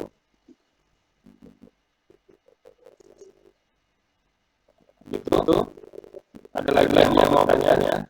Terima kasih Pak atas informasinya. Sama-sama. Yang lain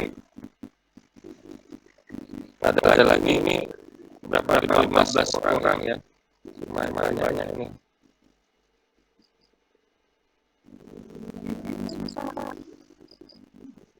Ya. Ingin mengonfirmasi ada anak yang kemarin datangi Pak.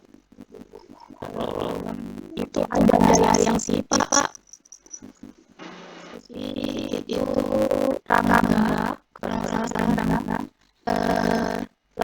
itu ada kalau Raihan ini ada kecantikan,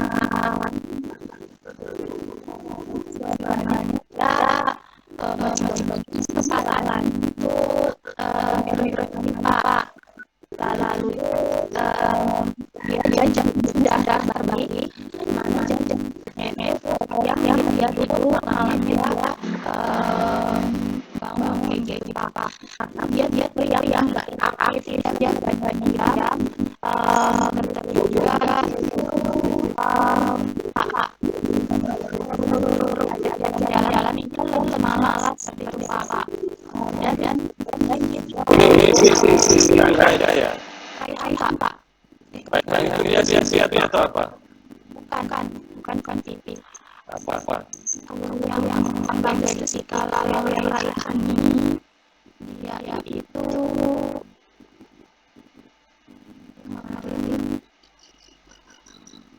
kita masukkan ke ini ke SBD ke adik-adik sama adik Bapak. Belum ini hari ya. Orangnya dia marah ayah jalan-jalan. Dia malas jalan-jalan lalu suka kalau naik jalan-jalan itu dia bilang kakinya dia megangin pundak-pundak dia gangan kanan di samping gitu. Dia malas jalan terus dia kayak anak bayi itu Pak. Kalau ini masih pakai tempat tidur dia masih suka tidur gitu Pak. Oh, oke. Dia maksudnya di adik ya, tapi kayaknya visual kontennya ada nggak? Visual kontennya itu Pak, anak nggak datang Pak karena siang Pak dia sudah tidur, dia lagi tidur. Anaknya nggak datang waktu itu kan nggak Dia tidur kan siang malamnya ya. Dia aktif tapi Pak dia lebih banyak dia marah cuman ketika apa namanya ini dia makanan gitu. Dia marah kalau dia makanan dia akan makan gitu. Ya dia marah. Ya Pak tapi ini apa namanya marahnya cuman antar Pak. Berarti ada komunikasi dong. Ya. Seperti anak bayi dari ibunya itu. Umur berapa? Umur berapa? 13 tahun. 16 tahun Pak. Nggak tahu. Iya sudah besar Pak. Tapi kamu mau nonton yang ini? Ya bisa jalan. Tapi kalau ambil barang-barang itu ya kurang besar. Tapi kalau misalnya minum itu pakai doa gitu terus ngambil makanan itu dia butuh makanan yang nggak hancur. Kalau jalan bisa. Oh, berarti motor kalau Pak. Dia umur 16 tahun.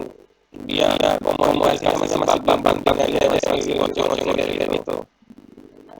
Ya Pak. Terus dia lebih kayak ini. Apa namanya tangannya itu di arah mana Pak? Itu bukan ADHD, bukan SD ya. Tapi itu retardasi mental. Karena nilai yang panjangnya itu. Ya Pak. Masalahnya jangan salah, udah manggang dong. Bentar lagi udah manggang itu. Gitu Pak. Jadi jangan dikatakan MRR.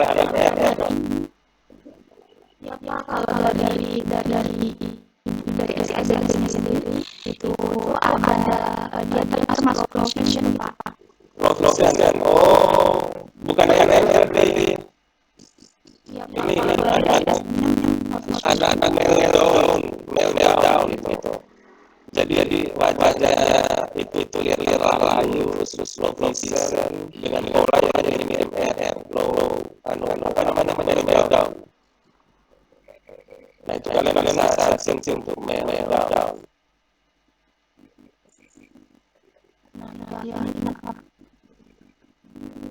Nah itu ditandain dulu siapa kira-kira mereka yang memegang. Itu berada kemaluan akhirnya tidak rata-rata dong.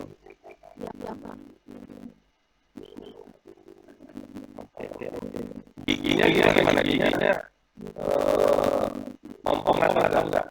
Kalau yang kami tangkap ketika dia itu membentuk seperti ini cepat rusak. Iya. Ada jadi enggak ompong.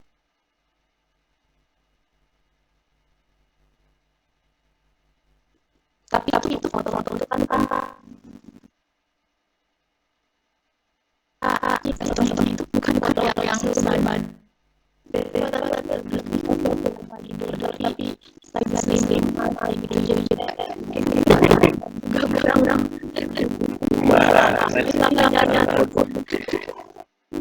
gimana dari sesuai gitu. Nggak apa-apa, nanti kita kasih standar aja kalau ngirim foto standarnya ada wajah, betul aja dia berdiri dari dasar dari depan. Lalu untuk ini Pak, yang pertanyaan ini dari orang-orangnya itu minta rumah aja Pak. Nah ini rumah berarti. Ya. Kenapa Pak? Karena Pak tidur. Siang tidur kalau pagi. Maksudnya dari istrinya tuh kalau mereka kan jam sekitar jam 9 itu adiknya jalan dia itu tidur Pak. Kalau malamnya malam ya bangun tapi enggak yang hyperaktif kayak gitu Pak. Dia kenapa marah tuh? Kalau dari dia yang kadang-kadang kan Pak selatan Pak enggak gitu Pak. Yang menganggap dia lebih senang dengan bola itu. Kalau kita datang orang datang dia biasa sesar. Kalau dia lari dia lebih nyaman perempuan pasti itu karena udah 16 tahun. Naluri. Kalau bisa ini ada serangan lagi buat menghandle karena dia udah gede. Kelompok yang raih-raihan. Kalau perempuan ini ada tenaga, kalau misalnya dia akan marah. Kalian udah ada korban kalau ada laki-laki kan setidaknya ada yang ngimbang bagi kalian. Ya untuk ini untuk mahasiswanya itu cowoknya ada 5 orang kalau nggak salah yang IPA Pak 2 orang saat ini jadi nanti kami minta bantuan dari Pak tapi untuk Pak nggak bisa untuk 9 anak ini ditanikan apa ada dokumennya Pak? Enggak ya yang itu cowok si raihan itu. Si raihan itu kalau yang lain yang problem promosi itu enggak apa-apa pakai yang lain. Kecuali si raihan itu karena dia kalau dia itu dia bisa kamu gitu loh. Tapi kalau kita karena awalnya asas langsung itu. Nanti dari raihan itu kita datang saya milih saya sampai rumah kita lihat dulu. Kalau memang lagi satu lagi kita teman itu jadi nggak diminta tolong dia langsung masuk yang lain itu nanti kita datangin lah karena semua orang dan sebagainya supaya lebih aman buat teman-temannya yang cewek. Kalau yang anak-anak yang nggak begitu tenaga handle-nya jadi cewek semua apa. Tapi kalau ada tenaga itu ada laki-laki seorang. Lalu ini Pak untuk yang tadi kembali lagi yang ke Rangga kan Kak. Jadi Mas butuh word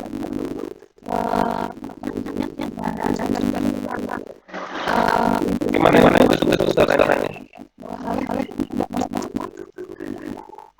Tes. Ya. yang enggak ya masih support dia biasa dia duduk support sasaran terus saya lihat gambar tolong lalu kalau dia sudah besar Pak ini Umur berapa? umur berapa 13 tahun ya. Iya, 13.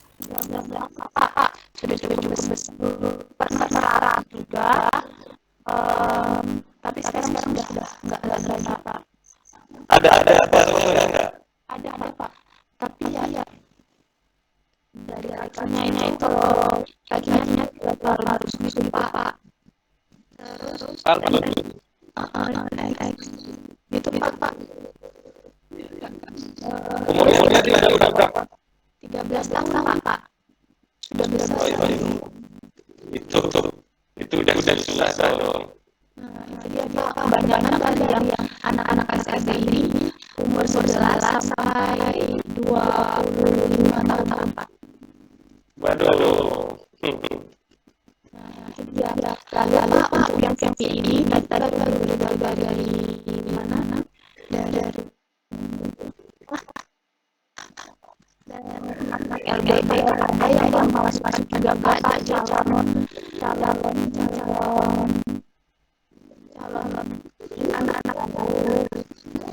biasa Umurnya berapa? 6 tahun. ya Masih lumayan. Lebih lumayan lah ya. Gak apa-apa sih. Gak apa-apa. Jadi nanti pas asesmen saya tahu deh ininya itu dia hanya bisa dikasih apa. Gak apa-apa.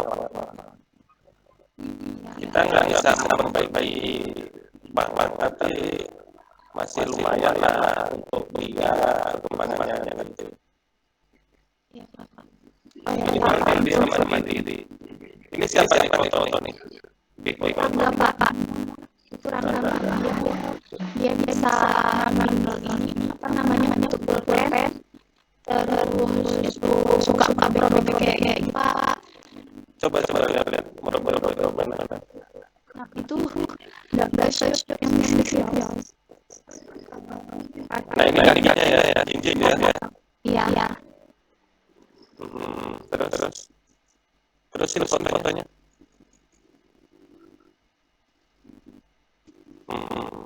Terus lagi.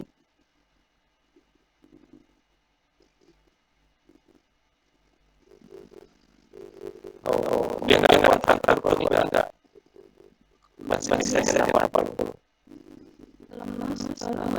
Kemarin. Oke. Bisa. Bisa tapi karena dia umurnya udah 16 tahun ya. 13 Pak. 13 tahun. Ini agak lambat gitu, tapi bisa stimuli.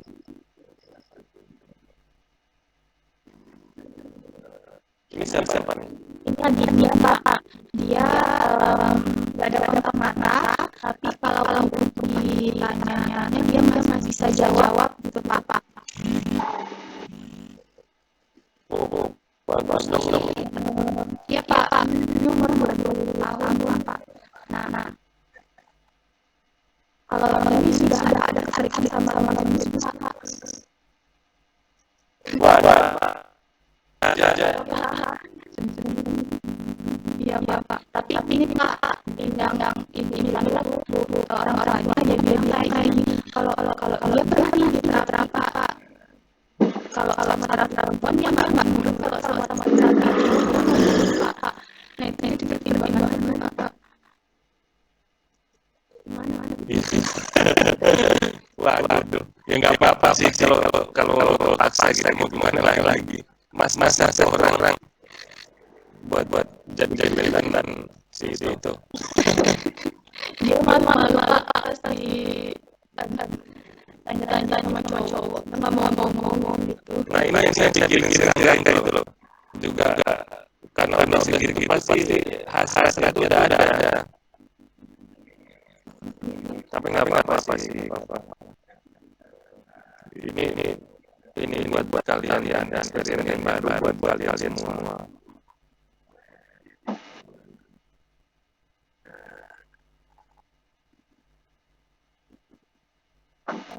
Ini ada juga pas jadi angkat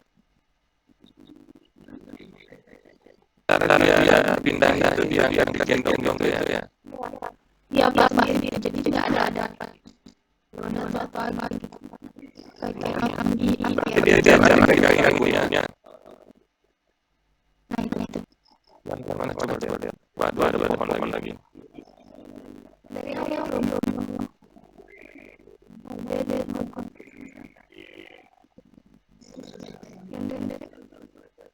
Ini kamar kalian lihat dulu nih. hari Saya nggak jadi ke Bali loh. Pak Iya. Di rumah aja. Karena mereka Bali. Bulan depan baru Bali. Oh, dia jalan cincin gitu ya. Oke.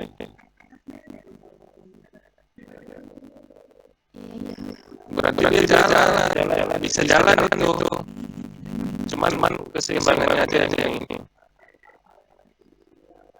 Kalau dia aktivitas sendirinya itu dia bisa apa? Tanpa bantuan loh. kalau yang sama ini Pak masih belum bisa apa-apa. Duduk belum bisa, tiduran aja berarti. Enggak duduk sudah bisa Pak pakai ini apa sandaran soalnya Enggak duduk sendiri. enggak Pak bantu Kita cek yang duduk sendiri ini. Misalnya tidur, miring, duduk. Kalau dia bisa kita mulai dari tolong gitu. Targetnya dia bisa mandiri, bukan digendong gitu. ya siap Kalau yang ini siapa nih? Sip. Adinda Pak Adinda 20 tahun namanya Adinda lagi.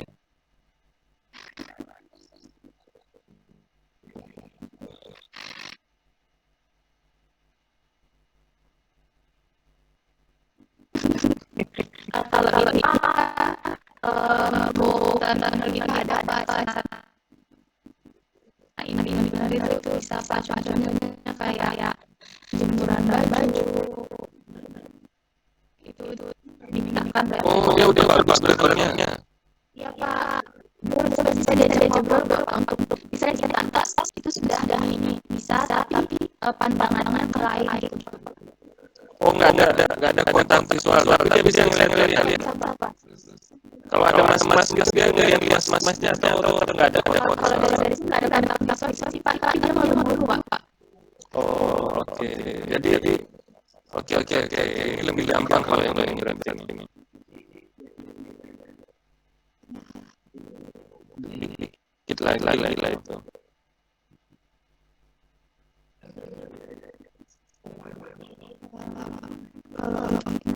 Ini yang ke SSBB itu siapa aja kemarin? Kemarin itu kami caranya Pak untuk bertemu sama ibunya aja, ibu kepala sekolahnya. Tapi dari ini yang dibawakan kan apa namanya buah-buah sama politiknya itu Pak. Oh, oke, nggak apa-apa.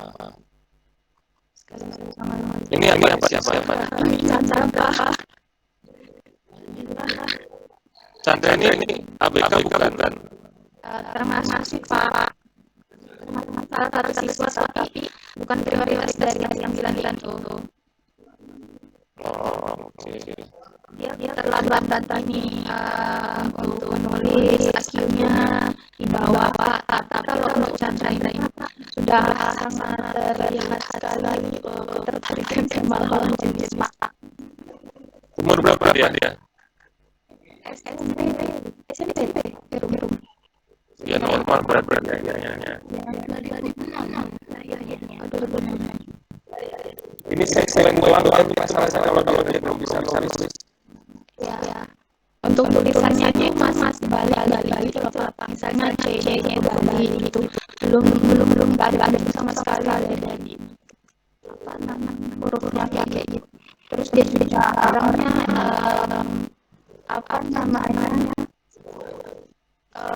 harus memperhatikan tuh Pak. Pokoknya tidak tertekan gitu dari gambarnya gitu Pak. Tapi Pak yang untuk beberapa Chandra dan Pak kayak ada kurang gitu Pak. Bila-bilanya ada itu kayak apa betul spesifikasi gitu Pak. Oh gitu.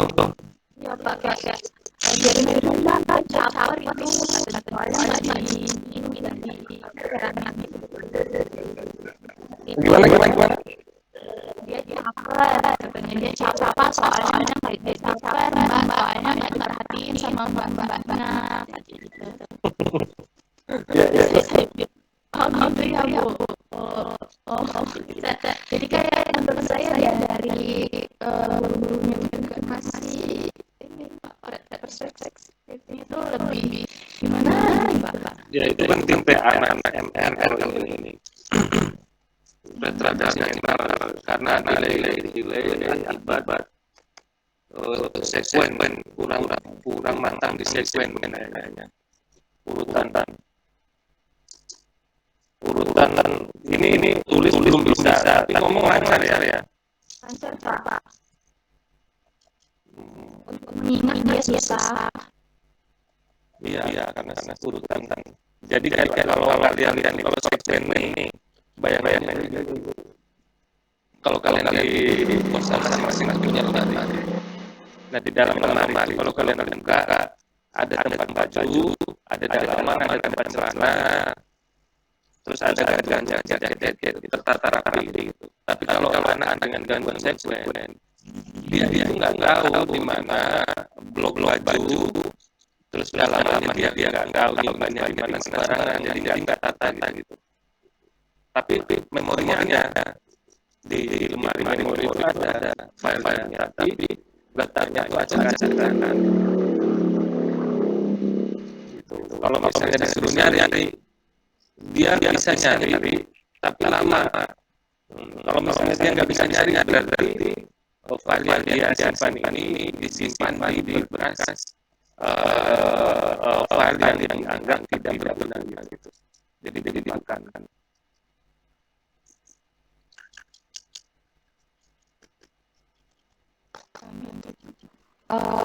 Lalu Pak dari SLB-nya sendiri itu kita ada alat itu loh Pak. Kalau bisa katanya dari ibunya ini tuh minta untuk alat tempat duduknya si Rangga itu Pak. Alat tempat duduk. Ya, tempat duduk untuk anak-anak si Rangga itu Pak. Alat tempat duduk. Anak sisi yang belum bisa duduk itu jangan